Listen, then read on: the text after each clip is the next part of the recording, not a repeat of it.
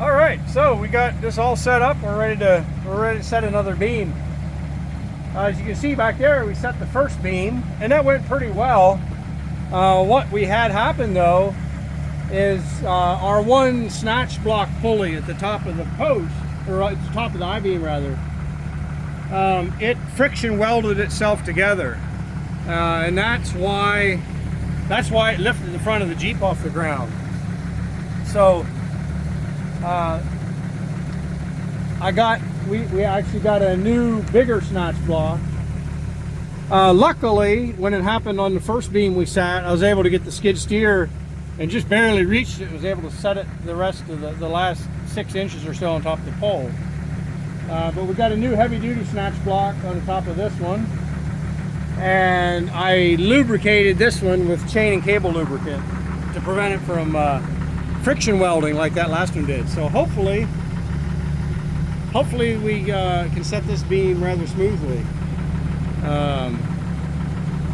So yeah, that's what we're gonna do.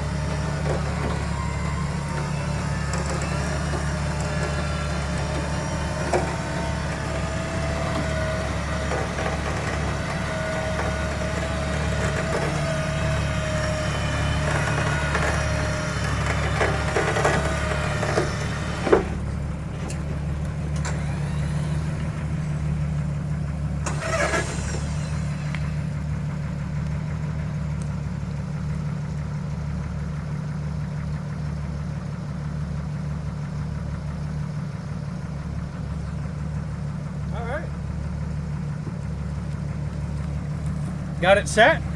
So now what we'll do is I'll make sure it's exactly where I want it front to back.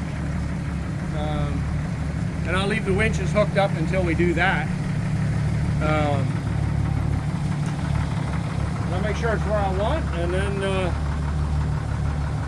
we'll unhook the winches and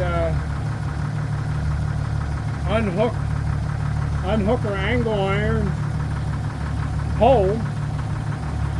Get that out of the way, and then we'll get these angle irons seated right where I want them, and I'll lag bolt them to the top of the poles, or get the beam set exactly where I want, and I'll lag bolt them to the top of my poles. So yeah, this is working really well.